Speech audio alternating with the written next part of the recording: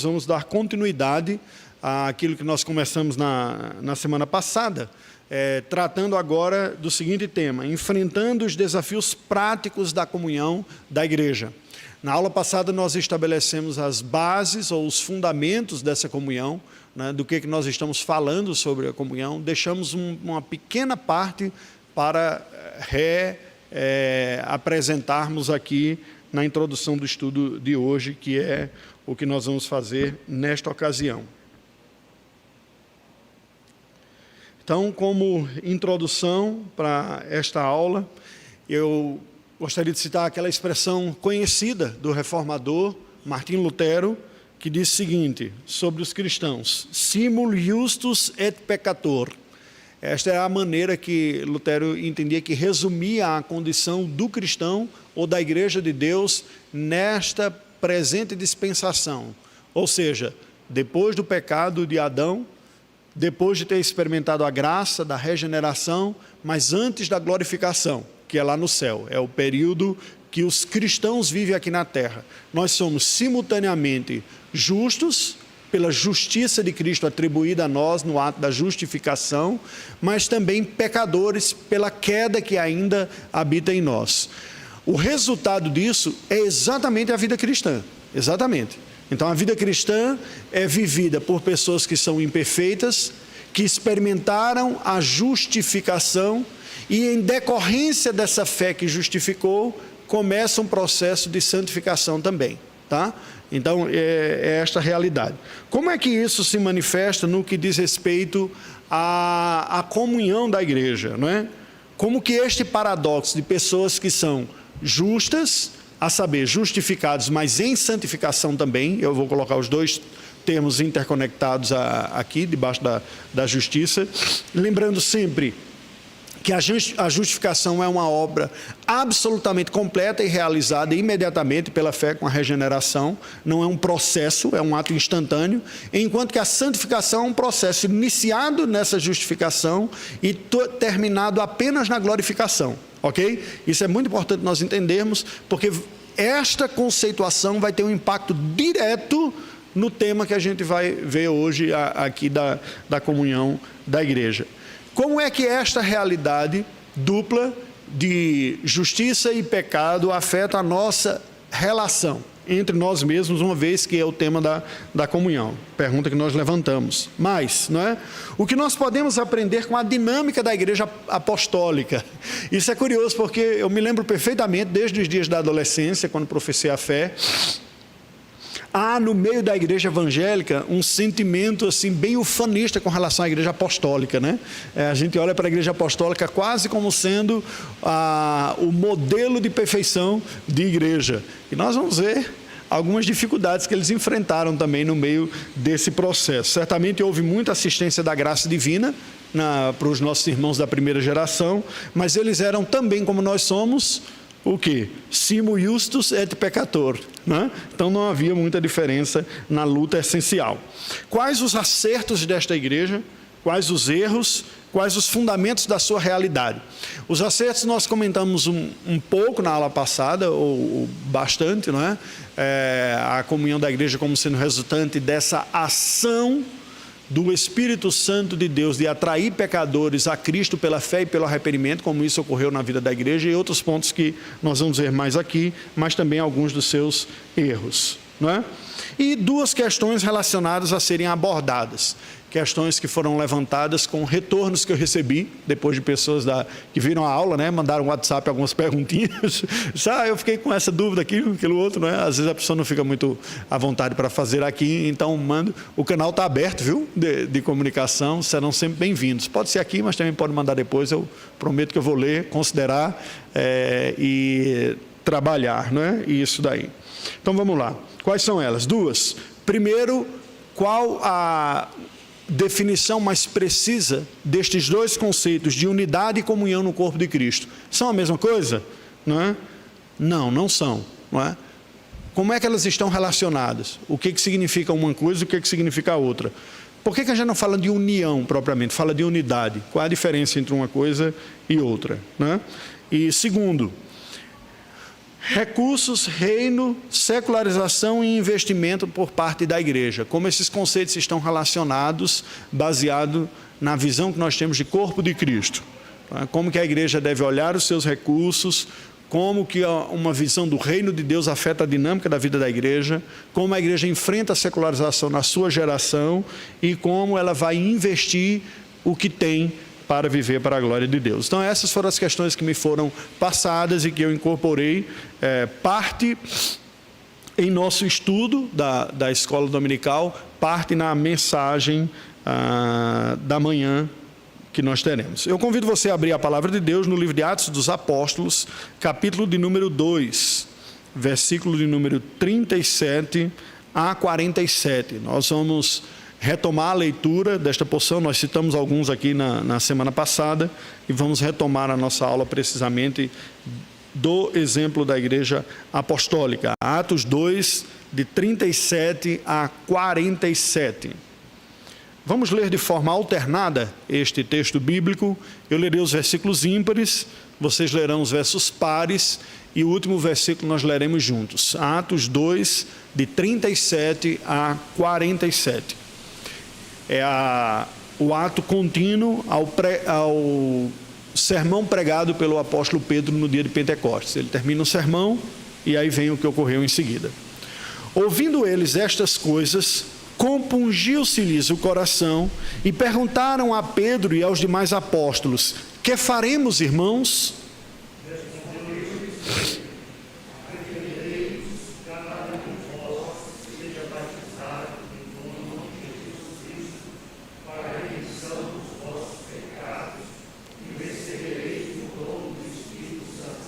Pois para vós outros é a promessa, para vossos filhos e para todos os que ainda estão longe, isto é, para quantos o Senhor nosso Deus chamar. Com muitas outras palavras, Deus testemunha e exortava-os, dizendo: salvai-vos desta geração perversa. Então, os que lhe aceitaram a palavra foram batizados, havendo um acréscimo naquele dia de quase 3.000 pessoas.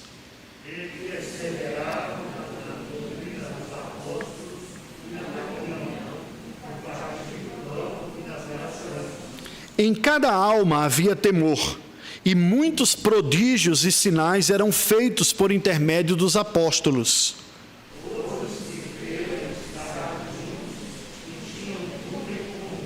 Vendiam as suas propriedades e bens, distribuindo o produto entre todos, à medida que alguém tinha necessidade.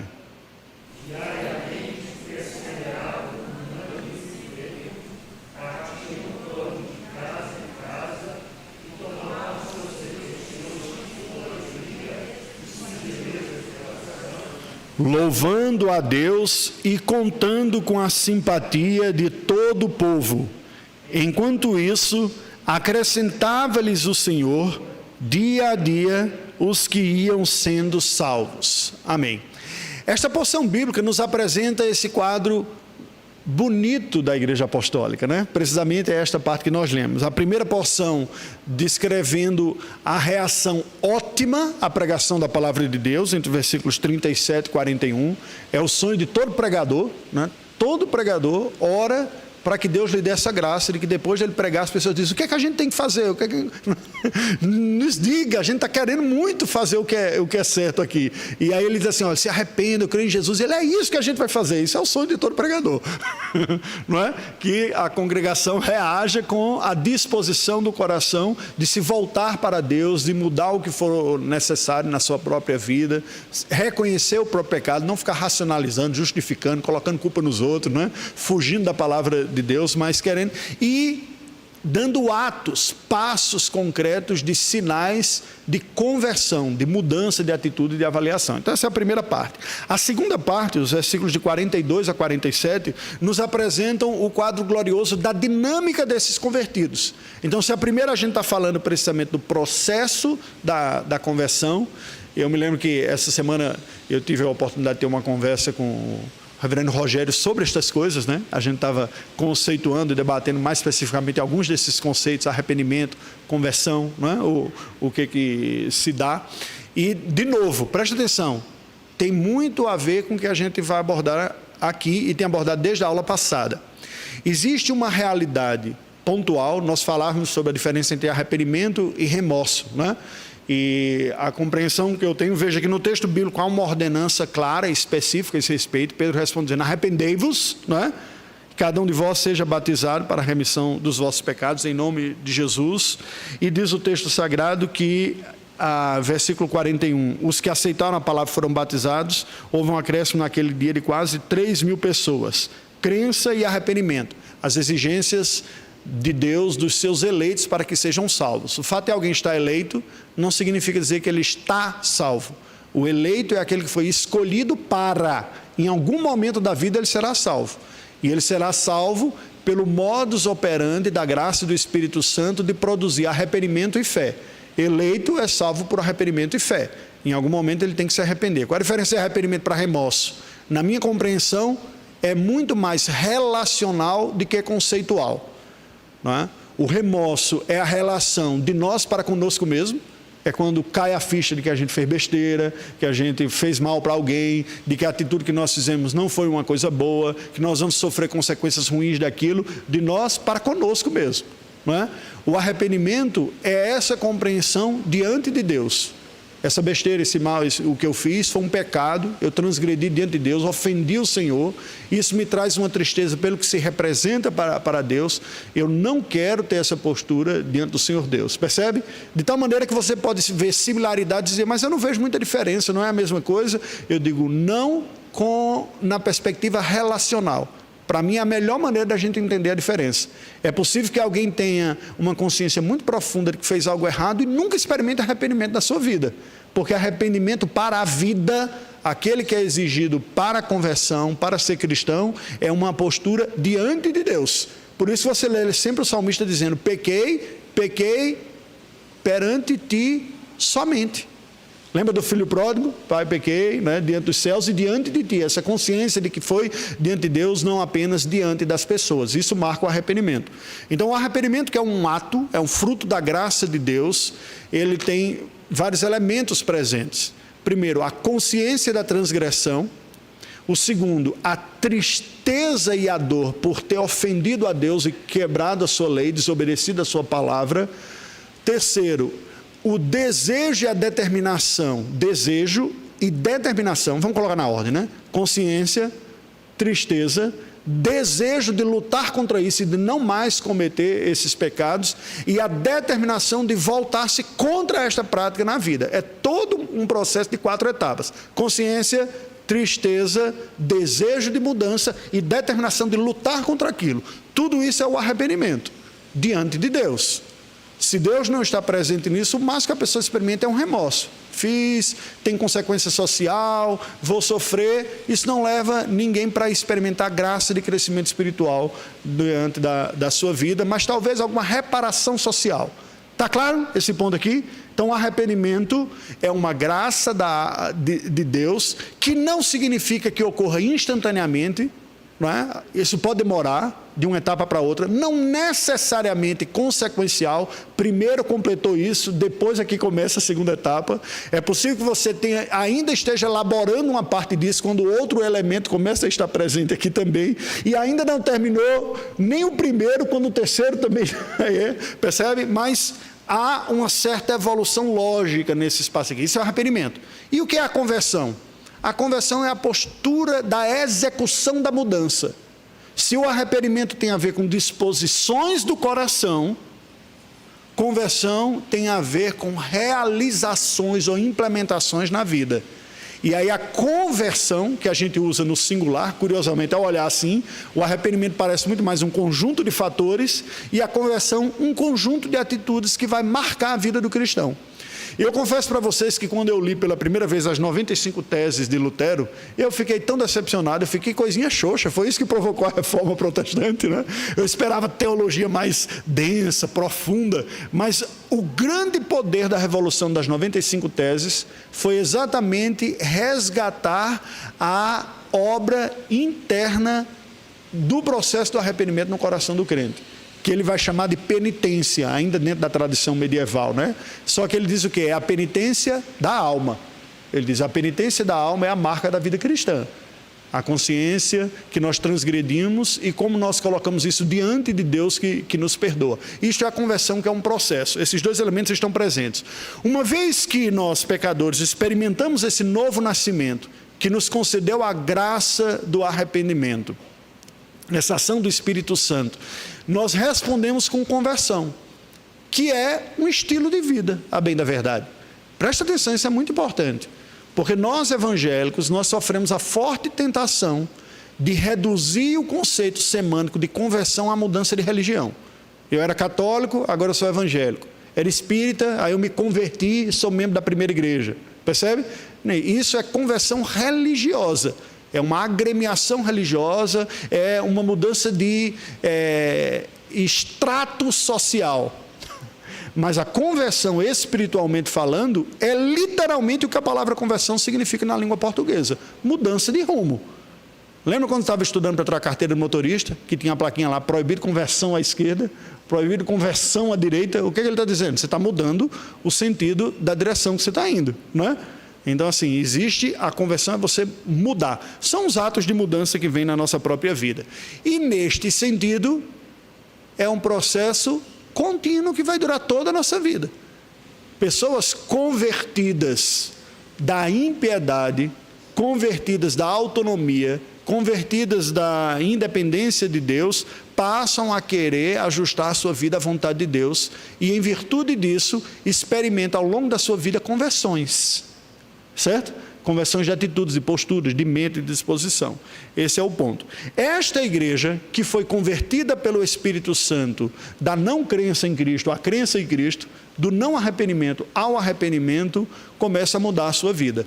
E aqui está descrita de uma forma resumida as virtudes da nova vida dessa igreja, nos versículos de 42 adiante, né? A doutrina, a comunhão, o partir do pão, o temor do Senhor, a graça de Deus assistindo à vida da igreja. Versículo 44, a crença comum da vida da igreja. Nós trabalhamos esse ponto, eu acho que ele vai resgatar um pouco mais também. Não existe unidade à parte da fé, né? Essa é a falácia de uma proposta ecumênica. Nós não estamos falando de uma união de seres humanos simplesmente, nós estamos falando de uma realidade espiritual daqueles que compartilham a fé em Cristo Jesus, obra sobrenatural do Espírito Santo em abrir os nossos corações. Nunca haverá comunhão da igreja, comunhão dos santos, comunhão do corpo de Cristo entre pessoas que não partilham da fé cristã. O que pode haver entre nós é concordância. É até cooperação. Preste atenção, isso é importante também. Eu vou trabalhar um pouquinho mais adiante. Mas a comunhão é resultado de transformação espiritual e concordância credal. Nós vamos tratar isso também. Essa igreja demonstrou uma generosidade muito grande para com os necessitados. Versículo 45 nos diz que chegavam a vender suas propriedades, distribuir entre os que tinham necessidade à medida que o tinham, e eles tinham uma vida, olha que coisa bela, versículo 46, possivelmente algum dos outros pastores, o reverendo Edson, vai pregar esse texto aqui, possivelmente, porque é um texto clássico para falar de comunhão. A gente não combinou quais os textos que a gente vai falar, mas talvez ele fale, conhecendo um pouco o perfil dele, o que ele gosta de falar, eu acho que ele vai abordar isso daqui, não é? Então o versículo 46 vai mostrar essa dinâmica da vida da igreja, da perseverança na oração, no partir do pão, de casa em casa, das refeições juntos, a singeleza de coração, o louvor. Tudo isso é o fruto da preocupação que nos trouxe a apresentar esse tema para este ano. Nós estamos saindo de uma epidemia, há algumas evidências de que essa última leva aí seja o fim, o início do fim, não é? Alguns estão avaliando dessa maneira, porque está mais contagiosa, porém menos danosa, sinal de que está chegando no final, dizem alguns. Então, assim, nós temos que reaprender a aproximação, reaprender a comunhão, e este foi o motivo de apresentarmos isso. Vamos seguir. Trabalhando os conceitos que começamos a apresentar. O que é a unidade do corpo de Cristo? Não é a união. A união é simplesmente quando você junta partes. União presbiteriana dos adolescentes. União da mocidade presbiteriana. O que é que você fez? Você juntou os jovens num lugar, em uma agremiação. Juntou, teve uma união, certo? A unidade não é a composição de vários concordes com algum ponto. A unidade é uma essência una. É tanto que a gente fala na singularidade. Enquanto que a comunhão, nós estamos falando de uma coletividade unida por um propósito, da unidade nós estamos falando de uma singularidade. O que é a unidade do corpo de Cristo e não a união do corpo de Cristo, da igreja? É a realidade essencial, indissolúvel da inter-relação espiritual de cada indivíduo salvo com a Trindade que o redimiu e através dela com todos os demais remidos. A unidade da igreja, portanto, fala de uma realidade que é indissolúvel. Não tem como você quebrar a unidade da igreja. É de natureza espiritual. É essencial, faz parte do ser igreja. Se alguém é cristão e é igreja, está necessariamente unido a Cristo espiritualmente e uns aos outros. Isso é espiritual. Por isso que é uma realidade essencial e indissolúvel. Que realidade é essa? É uma realidade de inter-relação espiritual. É impossível haver um cristão sem estar ligado a Cristo espiritualmente pela fé. E é impossível você ser cristão sem estar espiritualmente ligado a outra pessoa também. Essa é a condição espiritual, a um outro cristão. Você pode não gostar, pode achar a pessoa chata, ela pode lhe achar também, ter dificuldade de se relacionar, dizer, se você não liga para mim, eu também não ligo para você. Não, você vai estar se rebelando contra uma realidade de unidade espiritual. Nós somos um só em Cristo, espiritualmente. Em teologia, nós resgatamos o conceito da união mística com Cristo. Presta atenção que isso também é muito importante. No meio evangélico, especialmente latino, com forte influência pentecostal, o conceito de mistério superabunda e é abusado, porque é tratado de uma maneira, muitas vezes, irresponsável e profana. É mistério, ninguém sabe como é mistério de Jeová, não se explica, a gente só sente essas coisas. Não é assim que a Bíblia trata de mistério. Agora, presta atenção, reformados, bíblicos, questionadores, racionais, que querem entender as coisas. A Bíblia fala claramente que há realidades que nós não conhecemos, que estão para além da nossa capacidade de compreensão, ou que Deus não nos revelou porque Ele não quis fazê-lo. São estes, precisamente, os conceitos e as duas possibilidades de mistério na fé cristã. Ela me é mistério porque vai além da minha capacidade cognitiva. Por mais inteligente que eu seja, eu nunca vou entender a Trindade, por exemplo. Eu vou entender os argumentos, mas explicar essencialmente a Trindade, eu não vou. Ou porque não me foi dado a conhecer. O futuro não me foi dado a conhecer. É um mistério, até que ele chegue, não é? À exceção do que Deus quis revelar. Se Ele revelou, não é mais mistério, não é? Do mesmo jeito, lembra que antes, quando alguém engravidava, o sexo do filho era um mistério. Até que descobriu o ultrassom, e para 3, 4 meses ficam os pais ansiosos e dizem, abre as perninhas para eu ver o que é, né? Não é mais mistério, descobri, vai ser um menino, não é? Ou vai ser uma menina. Por quê? Uma informação que estava oculta, agora foi revelada pela tecnologia, ok? Em teologia, nós temos algo assim que é a união mística da igreja. Por que é um mistério? Porque é uma coisa que vai para além da nossa capacidade compreensiva. O quê? O que é essa chamada união mística do corpo de Cristo ou união mística da igreja? Quando nós nascemos de novo e o Espírito Santo veio habitar em nós, a mudança espiritual que ocorreu é de tal tamanho ou de tal monta que não foi simplesmente um ato de crença que ocorreu conosco. O nível de interdependência, de dependência, de comunhão que nós temos com Cristo é muito mais profundo do que a gente consegue explicar. Ao ponto de Cristo mesmo se identificar com a sua igreja como sendo o seu corpo e nós sermos governados com Ele como sendo a nossa própria igreja. Ele habitar em nós e nós estarmos nele. As imagens bíblicas abundam nesse sentido. Há uma união entre o crente e Deus, sem confusão. A gente não vira divino e Deus não se antropomorfiza em nós, entende? Deus agora não vira agente, no sentido de Ele fazer parte de nós, Ele assumiu a humanidade em Cristo Jesus.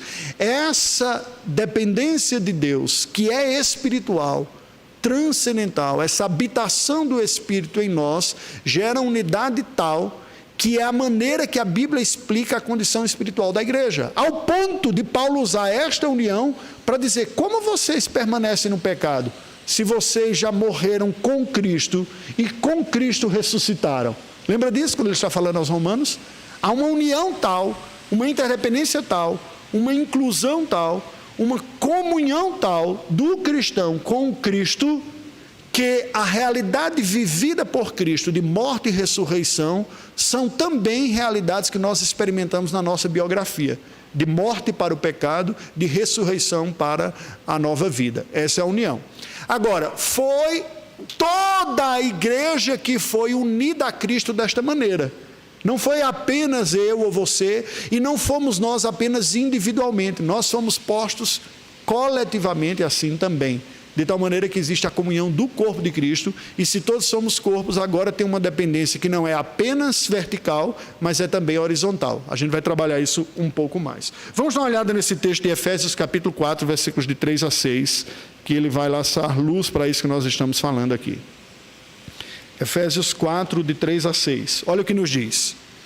Esforçando-vos diligentemente por gerar, promover, qual é o verbo que ele está usando aí? Preservar.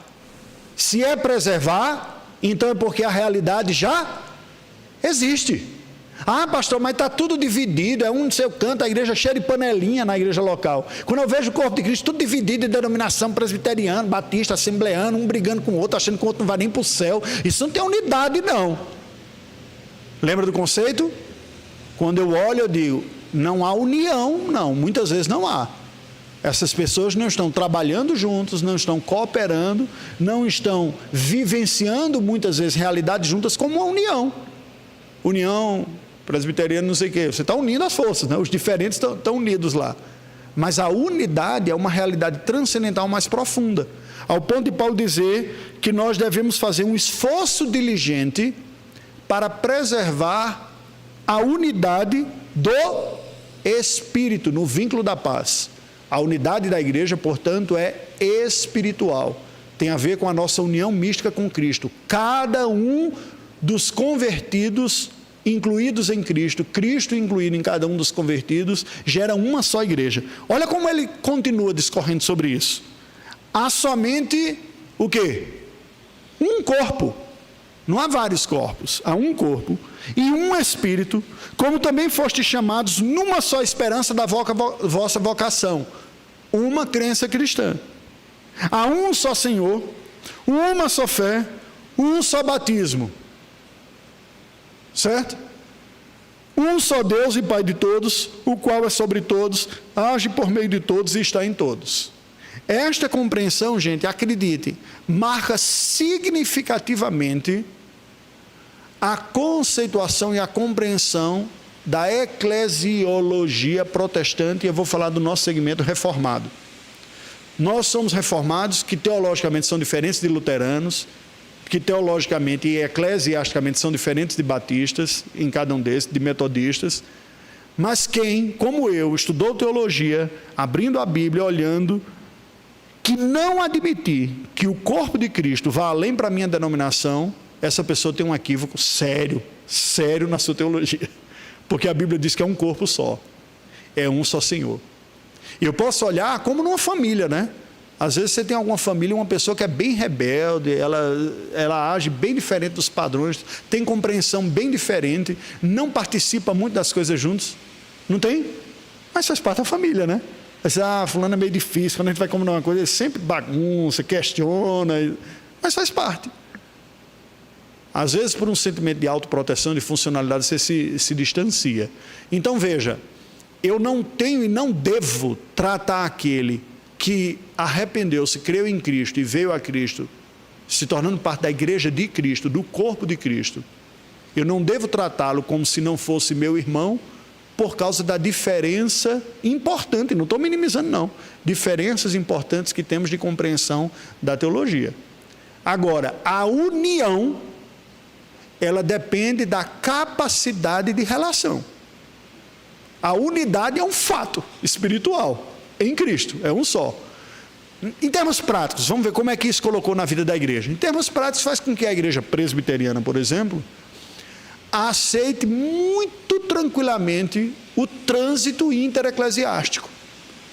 Irmãos que vêm de uma mesma fé bíblica de arrependimento, de fé em Cristo, de senhorio, vêm para a igreja presbiteriana e vão da igreja presbiteriana por algumas circunstâncias sem nenhum tipo de impedimento, porque nós entendemos que são irmãos em Cristo. A gente não pede para batizar de novo, para mudar algum, não considera a pessoa como, não, é um irmão nosso em Cristo. Agora, temos compreensões próprias sobre as quais nós estabelecemos a nossa igreja, e a adesão ela deve ser consciente, voluntária e intencional. O que não significa dizer que eu estou relativizando os conceitos aqui, percebe? Qual é o ponto? Há uma só. Por isso que nós não rebatizamos quem vem de um outro contexto também. A gente tem até a compreensão própria de a quem é administrado, que é a maneira, a forma de ser administrado, mas em linhas gerais nós seguimos a interpretação agostiniana da controvérsia do batismo, lá dos primeiros séculos ainda, e que é uma outra discussão. Ficou claro esse ponto aqui? Então, unidade é a realidade essencial, indissolúvel da inter-relação de cada cristão com Cristo, que nos redimiu e com os demais redimidos. E comunhão, o que é a comunhão? A comunhão da igreja é a manifestação relacional, experimental dessa unidade espiritual da igreja, ou a expressão interpessoal relacional decorrente da realidade espiritual da unidade da igreja, certo? A unidade e a realidade espiritual base. Se é cristão, está unido a Cristo, está unido uns aos outros, nós somos uma só igreja, espiritualmente falando. Agora, esse povo que é um só, quando constrói laços de relacionamento e de inter-relação entre si, constrói e realiza e experimenta comunhão. Em outras palavras, a comunhão na vida da igreja é um processo que deve ser desejado, ansiado, buscado e executado na vida como consequência natural, esperada e desejável da vida cristã em decorrente de sermos um em Cristo Jesus. Eu me aproximo de você não é porque você é maravilhoso, que a gente tem ideia semelhante. Isso aqui não é um grupo social religioso, não. É porque Deus nos uniu em Cristo. E se a gente vai passar a eternidade junto, é bom a gente começar a ensaiar. Aqui, como é que vai ser? Isso é a comunhão, ok? Na ordem invertida, versículos 1 e 2, olha o que ele diz: rogo-vos, pois, eu, o prisioneiro no Senhor, que andeis de modo digno da vocação a que foste chamados. O que é isso? Você tem uma vocação que foi chamada, a vocação de ser de Cristo, de estar unido a Cristo, de ser do povo de Deus, correto? Agora Paulo está dizendo, eu rogo que vocês andem de acordo com isso. O que é isso? Com relação ao que a gente está falando? Experimentem, procurem, executem e trabalhem em comunhão entre vocês, porque vocês já são um. Espiritualmente vocês já são um. Vocês precisam agora viver como quem é um. E é um desafio, não é? Às vezes a gente olha assim de gente, não tem unidade nenhuma ali. Não tem união e não tem unidade. Ótimo, arregaça as mangas e tem muito a trabalhar. Deixa eu pontuar um ponto importante, que isso é muito importante. Nós, especialmente aqueles que são mais preocupados e ciosos da verdade bíblica, da doutrina bíblica, abusamos de um termo técnico muito específico que aparece na história da igreja, na teologia histórica, que é heresia. Isso é um erro fazer isso. Eu cansei de ouvir gente que acha que é o quinto reformador que não está no mural de Genebra, né? Faltava a estátua dele lá junto com Farel, com Calvino, com John Knox, não, falta eu também. E a pessoa diz, isso é heresia o que você está crendo. O que é heresia? Na história da igreja, a heresia foi definido como conteúdo de crença incompatível com a fé cristã. Ou seja, se alguém acredita nisso, ele não pode ser considerado cristão. O que foi considerado heresia? A negação da divindade de Cristo, a negação da humanidade de Cristo, a negação da trindade. Entende? É possível uma pessoa ser cristã sem acreditar que há um só Deus? Sinceramente, o que vocês acham? É impossível. É impossível ser um cristão verdadeiro sem acreditar que Pai, Filho e Espírito Santo compõem um único Deus? É? Não. O que é que a gente pergunta quando alguém vai ser batizado ou professar a fé? São os elementos essenciais. Assim, sem você acreditar nessas coisas, querido, pode voltar para o banco. Você não é cristão, não. Não dá para receber você como um membro que você ainda não crê no elemento bíblico. Se alguém acredita em alguma coisa fora disso, e está ensinando isso, ele está acreditando numa heresia, ele é um herege. Agora, se há diferenças de crenças, e erradas até, em elementos que não são essenciais, isso não é heresia. Isso é erro de interpretação. Aí vem aquela hora de dizer, heresia o que você está dizendo. Eu digo, é heresia o que você está dizendo, você não sabe o que é heresia. Você me acusar de heresia, o herege é você. Porque você está excluindo do corpo de Cristo aquilo que diz Cristo que era dele, do próprio corpo. E veja, esta dificuldade de crer de uma mesma forma sempre esteve presente na igreja. A dificuldade que Pedro teve, por exemplo, de aceitar na igreja quem veio do mundo gentílico, vocês lembram? Ele teve que ter uma visão, Deus dizer, mata e come, não considere impuro aquilo que eu considerei puro. Ele vai na casa de Cornélio e depois ele vai dizer, gente, como eu podia negar a água àqueles a quem Deus não negou o Espírito? Qual era o problema que estava por trás? Era de heresia. Ele acreditava que não podia ser cristão quem não cumprisse o ritual judaico e tudo mais. E Deus disse para ele, não é assim. E aí ele tem que mudar. Ele diz, não, se eu continuar nessa rota aqui, é herege. Concílio de Jerusalém, em Atos capítulo 15. Você não pode exigir de alguém para a salvação que Deus não exigiu. Isso é heresia. A salvação é pela obra de Cristo. Não tem como você sustentar isso. Está claro esta ideia aqui? Então isso mostra o tamanho do desafio que é nós construirmos a comunhão entre pessoas que não necessariamente vão concordar em tudo. Versículo 2. Com toda a humildade e mansidão, com longanimidade, suportando-vos uns aos outros em amor. Por quê? Porque é impossível ter comunhão sem desenvolver essas qualidades. Nós não somos naturalmente humildes. Eu converso com as pessoas que estão próximas de mim e disseram, essa é uma virtude ainda muito distante de mim. Eu gostaria de poder dizer que eu sou mais humilde, não é? Humildade. Mansidão. Comunhão, é preciso ser manso. Porque tem hora que está raiva, você se decepciona, e por aí vai, né? Longanimidade, uma grande paciência. Auxílio mútuo, cooperação da verdade e amor. Vamos seguir. Unidade e comunhão da igreja, ou no corpo de Cristo. O que é que nós podemos falar mais? A igreja como corpo de Cristo é o quê? A igreja como corpo de Cristo. Porque quando você fala igreja, tem várias ideias associadas. A tendência, quem conhece teologia reformada, sabe que quando no meio reformado nós falamos igreja, basicamente, teologicamente, vem dois conceitos à nossa mente, que são trabalhados nos nossos símbolos de fé. Igreja invisível, que é o conjunto de todos os eleitos salvos pela obra de Jesus Cristo, é o que nós estamos chamando aqui de corpo de Cristo, a igreja universal, ok? Que é muito maior do que denominação, igreja local e tal. E igreja visível, que é o grupo das pessoas que professam essa fé, que assumem uma cara.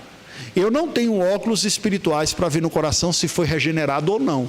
Eu só tenho ouvido para ouvir o que a pessoa diz. A pessoa, eu acredito em Jesus. Então, você é igreja, né? Acredita nessas coisas. Creio no Pai, no Filho, no Espírito Santo, na Escritura. Essa pessoa é uma igreja que é visível, ela parece como igreja, ok? Não são necessariamente a mesma coisa. Há pessoas que aparentemente creem, professam crer, mas não têm essa crença dentro de si, de fato. E há circunstancialmente os cristãos escondidos, pessoas que vieram a crer, mas por circunstâncias de limitação, de perseguição e tudo mais, elas não aparecem tanto assim. A gente não faz muita ideia do que é isso no nosso contexto, porque não faz parte do nosso contexto. Mas eu tive a oportunidade de conhecer um pouco disso, contexto do Oriente Médio, de que a igreja não é tão visível assim. Ela existe, mas ela, por questões de sobrevivência, é mais comedida nessa manifestação, que é a luta dos irmãos lá, que é preciso declarar fé e falar, mas tem que ver qual é o... Tudo bem? A gente pensa esses dois. No outro segmento, quando se fala, por exemplo, com batista, a tendência do batista é ouvir a palavra igreja e interpretar, associar a ideia à igreja local. Na teologia batista, tudo que estuda sobre igreja, há uma tendência de acreditar que aquilo se manifesta na igreja local. Por isso que algumas igrejas batistas chegam ao extremo de dizer que se a pessoa vai se tornar membro daquela igreja, tem que se batizar para ser membro daquela igreja. Às vezes ele vem de outra igreja batista, da mesma denominação, mas ele tem que batizar de novo, porque ele diz, você está entrando nessa igreja aqui. O batismo é na igreja local. Por isso que alguns celebram a ceia, por exemplo, só com os membros da igreja local. Porque tem uma compreensão de que a igreja é o grupo. Porque a Bíblia fala a igreja em Filipos, a igreja em Éfeso, entende? Então é preciso entender a lógica do outro também para poder saber conversar e dialogar e compreender. Bem, sigamos. Unidade. Unidade é o fato objetivo espiritual da união mística dos crentes com Cristo. Vamos ver esses textos aí, 1 Coríntios 12, 13 e 14. 1 Coríntios 12, versículos 13 e 14. Olha o que nos diz. Assim como o corpo é um e tem muitos membros, e todos os membros, sendo muitos, constituem um só corpo, assim também com respeito a Cristo. Ele tem quantos corpos? Um só. E quantos membros? Muitos. Esta imagem do corpo, Paulo pega para explicar a igreja. Diz, a igreja é o corpo de Cristo, é um corpo só, muitos membros. Pois em um só Espírito todos nós fomos batizados em um corpo, quer judeus, quer gregos, quer escravos, quer livres, e a todos nós foi dado beber de um só Espírito. Percebe a importância disso aqui, especialmente naquele contexto que havia um etnocentrismo muito grande, uma separação de judeus e gentios. Ele diz, olha, é um corpo só. Não tem crente de primeira categoria, não tem pedigree religioso. Nós que somos na igreja histórica, a gente ouve de vez em quando coisas do tipo, eu sou presbiteriano de 5 gerações. Não é? Como se isso trouxesse espiritualmente uma credencial espiritual maior. A pessoa diz assim, eu venho de uma linhagem de sangue puro. Eu digo, isso é cavalo, é? Não é para vir Espiritualmente, o sangue que nos purifica é o do Filho de Deus. É o único sangue puro que conta no reino de Deus. Vocês concordam? Fora o sangue do reino de Deus, de Cristo, o resto do sangue é tudo impuro. Não é? Então, essa realidade que em Cristo nós nos tornamos um só. Agora, há muitos privilégios de se estar no contexto de aliança há muito tempo. Você aprende muita coisa, não é? Você convive, você experimenta, você tem responsabilidades, há muitos privilégios. No entanto, a igreja é uma. Ela não tem subclasses na vida da igreja. É isso que Paulo está dizendo. E todos nós nos dependemos de Cristo e uns dos outros. Certo? Então veja, qual é o ponto aqui da unidade? É se a pessoa é cristã ou não, é sim ou não. Não existe meio termo, está num processo, eu sou mais do que você. Nasceu de novo ou não nasceu? Entende? A questão é absoluta, é preto ou branco. É nascido de novo ou está morto espiritualmente ainda? Está salvo ou está perdido? Não há progresso nesta conceituação. Já quanto à comunhão, aí é diferente. Comunhão é processo. A manifestação processual prática, decorrente da unidade espiritual da igreja como corpo místico de Cristo. Aí é outra história. Ok? É um processo. Pode ser melhor, pode ser pior. Pode estar mais ágil, pode estar menos ágil. Pode estar mais resistente, negligente, ou pode ser mais hábil. Veja que esta comunhão e essa habilidade, esta união com o corpo de Cristo vai aparecer. É muito curioso ver como Paulo faz a sua defesa em Atos capítulo 26, dá uma olhada aí. Atos 26, eu não sei se a gente leu ontem no devocional ou vai ler amanhã. A gente leu ontem em casa, vocês lembram? Não, né? É amanhã, né? A gente está na sequência aqui, Atos 26. Paulo vai apresentar a sua defesa, e olha como é curioso, a partir do versículo 9 ele diz assim: na verdade, a mim me parecia que muitas coisas devia eu praticar contra o nome de Jesus o Nazareno, que ele acreditava que era um falso Messias, correto? Ele diz, eu queria fazer muitas coisas contra ele. O que foi que ele fez?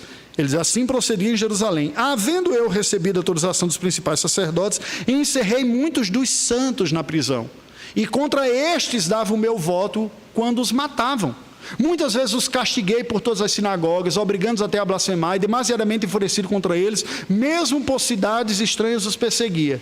Com estes intuitos parti para Damasco, levando autorização dos principais sacerdotes e por eles comissionado. Ao meio-dia, ó rei, indo eu caminho fora, vi uma luz do céu, mais resplandecente que o sol, que brilhou ao redor de mim os que corriam comigo. E caindo todos nós por terra, ouvi uma voz que me falava em língua hebraica. Saulo, Saulo, por que me persegues? Dura coisa é recalcitrares contra os aguilhões. Pergunta, Paulo estava perseguindo quem? Quem? A igreja. O corpo de Cristo. Quando ele reinterpreta o que estava ocorrendo na cabeça dele e na vida dele, ele explica teologicamente o que estava acontecendo. Ele diz, era uma rebelião contra o Cristo. O próprio Cristo, que eu considerava um falso Messias, uma ilusão desse povo. E por rebelar-me contra Cristo, eu persegui o corpo de Cristo. Ao estar perseguindo o corpo de Cristo, perseguindo a igreja, torturando, mandando prender, até aprovando a morte deles, o próprio Cristo diz, por que você está me perseguindo? Mas Jesus não está no céu glorificado, não ascendeu ao céu, não está à direita de Deus Pai? Como é que ele sofre perseguição? Entende o ponto aqui? O reflexo desta unidade espiritual se dá no relacionamento do corpo. No caso, era um relacionamento de oposição ao corpo. Aí ele muda, ele diz, opa, eu estou lutando contra Deus. Aí ele converte, assume Cristo como Senhor de sua vida, e imediatamente, automaticamente, instantaneamente, ele começa um novo tipo de relacionamento com os cristãos. Ele começa a apoiar, a explicar, a ensinar, a estar junto, a adorar junto, a promover a fé para que outros também sejam cristãos, a gastar tempo com estas pessoas. Veja, a comunhão com a igreja agora foi decorrente de quê? De uma compreensão de que eles são o corpo do meu Senhor juntamente comigo. Isso muda completamente a nossa relação. Se eu olho para os outros só olhando a casca, o que está do lado de fora, vai ser difícil, muitas vezes, começando em casa, não é não? Vai ser difícil. Aquela frase do reverendo Vadislau, né? Com os crentes no céu, oh glória! Já com os crentes na terra, aí é outra história, né? Outra história, são os desafios. Então eu busco a comunhão por causa dessa unidade. Vamos voltar para 1 Coríntios 12. Ver de novo como ele vai trabalhar agora a comunhão. Nós já vimos a unidade, né? Agora olha a comunhão, versículos de 15 a 18. Ele diz, se disser o pé, porque não sou mão, não sou do corpo, nem por isso deixa de ser. Se a gente nega a comunhão, a unidade espiritual, você não anula a unidade espiritual. O que você anula é o quê? A comunhão espiritual. Entende a diferença? Se eu faço de conta que eu sou o único cristão, a nossa igreja é a única igreja cristã da face da terra, eu não nego. Lá no céu a gente vai encontrar batista, metodista, pentecostal, gente que foi salvo pelo sangue de Jesus, que tem compreensão diferente do que nós, e que nós entendemos que teologicamente não são tão fiéis assim, mas que até a humildade exigiria que a gente pudesse aprender alguma coisa com eles também. O que eu nego não é a unidade. Não tem como negar a unidade da igreja. É uma realidade dada, espiritual. O que eu nego é a comunhão. É isso que Paulo está dizendo. Se alguém disser eu não sou do corpo, nem por isso é. A pessoa, a mão com uma crise de identidade, não pertence a esse corpo. Né? A pessoa vai andando e a mão fica fazendo as coisas. Ué, o que é isso aqui? Você pertence. O fato de você não querer, não anula o fato de que você é. É isso que Paulo está dizendo. Ele continua. Se todo o corpo fosse olho, onde estaria o ouvido? Se fosse ouvido, onde o olfato? Mas Deus dispôs os membros, colocando cada um deles no corpo como lhe aprouve. Se todos, porém, fossem um só membro, onde estaria o corpo? Agora, versículos 21 a 26, ele continua. Não pode os olhos dizer à mão, não precisamos de ti, nem ainda a cabeça aos pés, não preciso de vós. Pelo contrário, os membros do corpo que parecem mais fracos são mais necessários, e os que parecem menos dignos do corpo, a estes damos maior honra. Também os que em nós não são decorosos, revestimos de especial honra. E por aí segue. Os nossos membros nobres não têm necessidade disso, e por aí vai. Para que não haja divisão no corpo, pelo contrário, cooperem os membros com igual cuidado. Gente, presta atenção, o que é que está sendo dito aqui? A comunhão é uma coisa que a gente vai construir ao entender que nós somos um em Cristo Jesus. E aqueles que não agem buscando experimentar a comunhão, sofrem prejuízo de edificação espiritual. Um dos movimentos religiosos que mais crescem no mundo é o movimento dos desigrejados, na cristandade especificamente, né? Que é a radicalização da individualização. Igreja sou eu. Não sou eu que sou igreja, eu não tenho o Espírito Santo dentro de mim, eu não preciso de outras pessoas. Pá, resposta errada. Né? Abre o alçapão e cai a pessoa. Errado, precisa. Por isso que nós acabamos de ler, nós precisamos uns dos outros. Nenhum cristão, por melhor que seja, é autossuficiente. Nenhum. Ah, pastor, mas eu não estou dizendo que eu sou autossuficiente. Eu dependo de Cristo. Não é? Não existe corpo de cérebro ligado diretamente a um único órgão. Existe? Você tem um cérebro e ele está ligado só ao pulmão. Não funciona. Só o coração. São sistemas: circulatório, excretor, respiratório. Vocês lembram disso?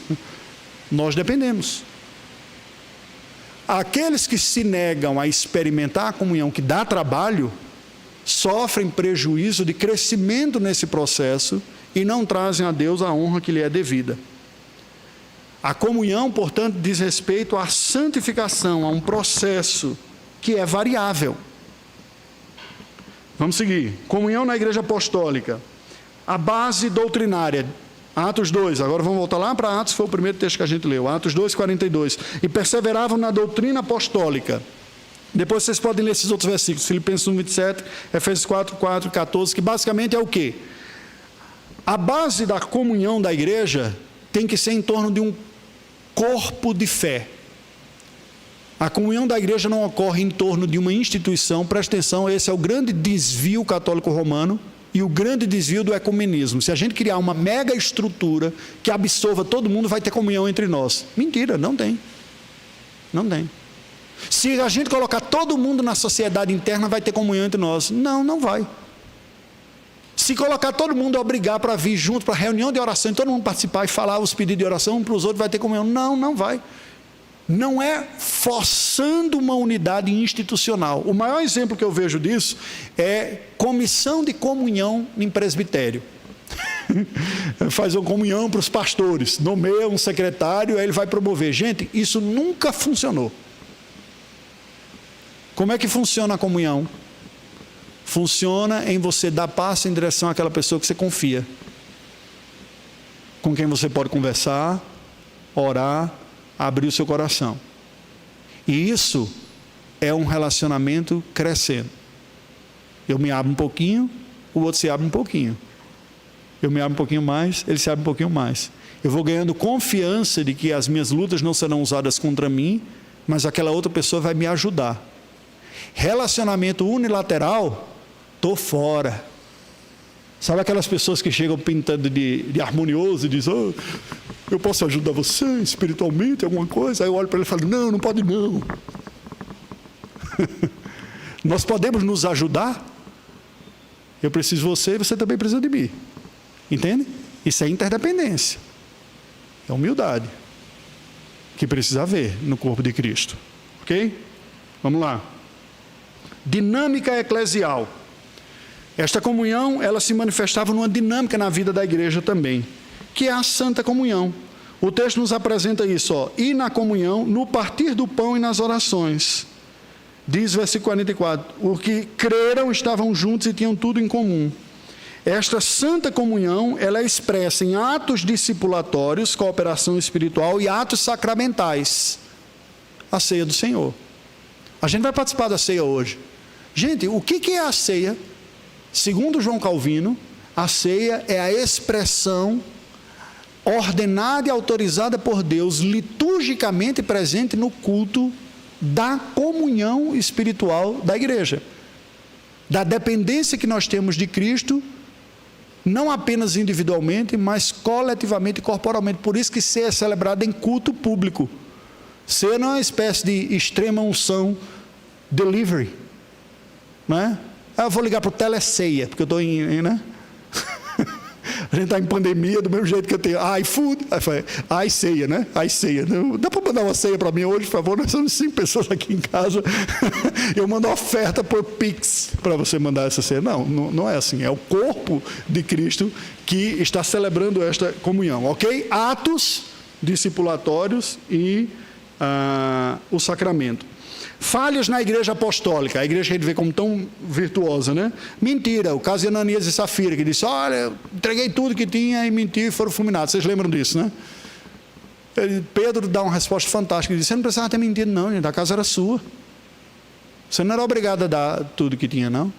Agora você quis estar bem na fita, quis que todo mundo louvasse, nós entregaram também tudo que tinha, né? E aí quiseram pousar e mentiram. A igreja apostólica, que nos ensina muitas coisas erradas, má assistência aos santos. O corpo diaconal surge exatamente porque estava havendo preconceito. O texto sagrado nos diz claramente assim: ora, naqueles dias, multiplicando o número dos discípulos, houve murmuração dos helenistas contra os hebreus, porque as viúvas deles estavam sendo esquecidas na distribuição diária. Quando a farinha é pouca, meu pirão primeiro. Entendeu? Estava havendo muita necessidade lá em Jerusalém, diz: vamos mandar primeiro para o pessoal da minha família. Esse povo aqui, para quem é de várias gerações, esse pessoal que entrou na última hora, não sei não, vamos ver se eles firmam primeiro.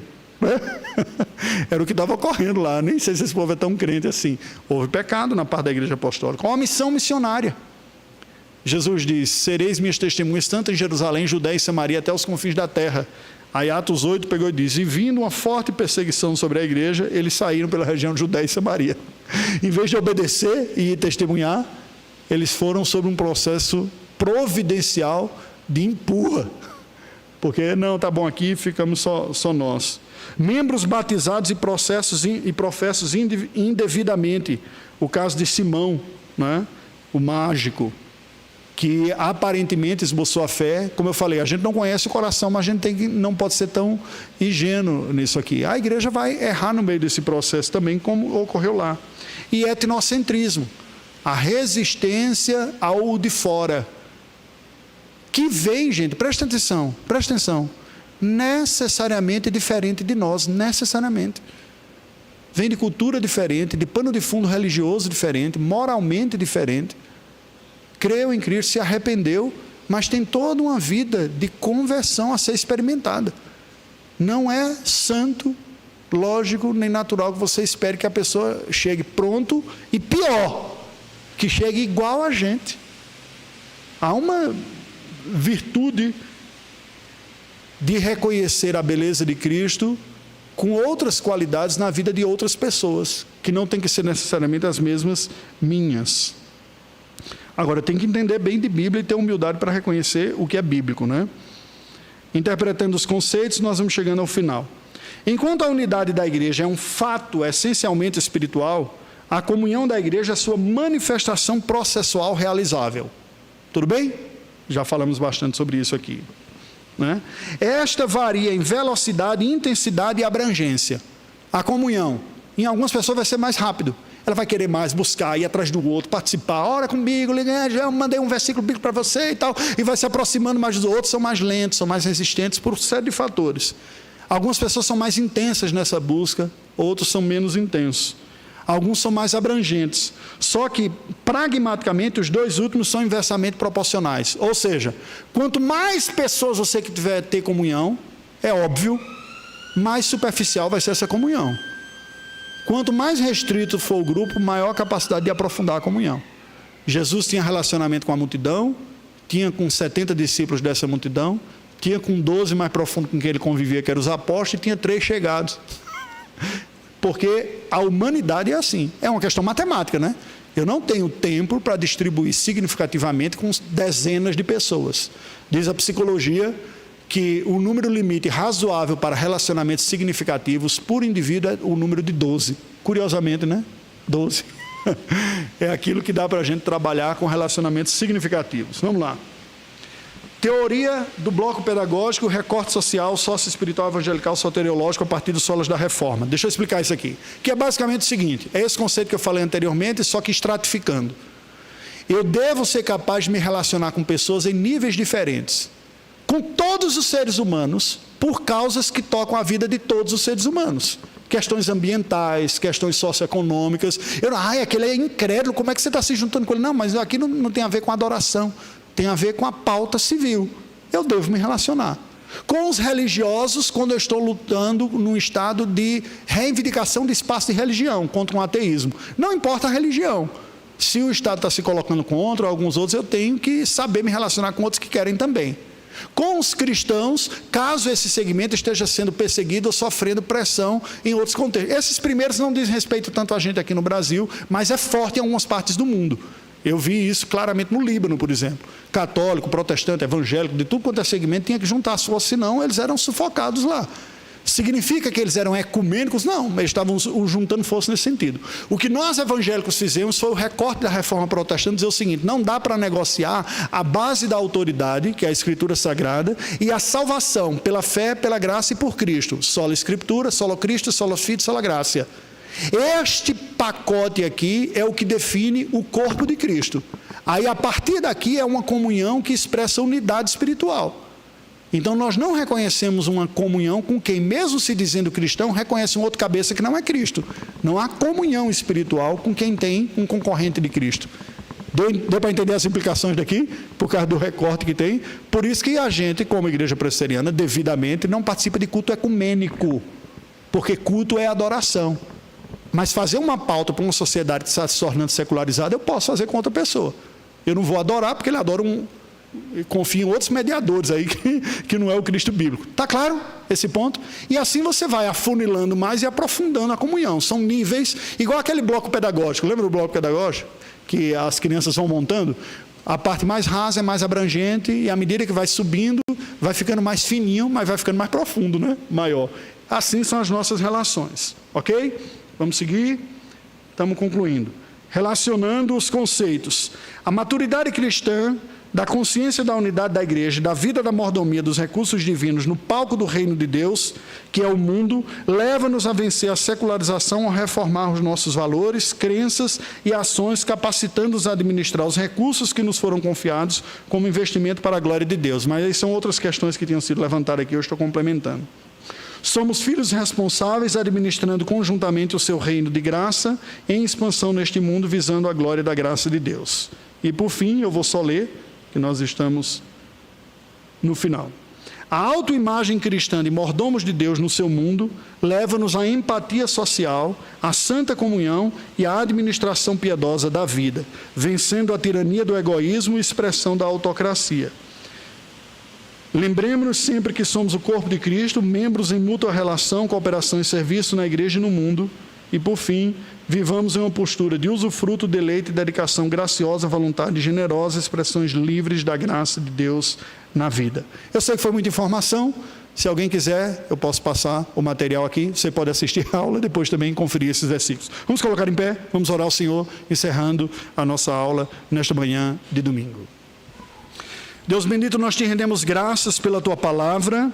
Te rendemos graças pela unidade da tua igreja, fruto da inclusão no corpo de Cristo, da presença espiritual do Senhor em cada pecador que tu tens trazido ao arrependimento e à fé. Ajuda-nos a, em decorrência disso, construirmos laços de relacionamento, de cooperação, de interdependência mútua e coletivamente de ti. Oramos em nome de Jesus. Amém. Deus nos abençoe, queridos. Podeis assentar.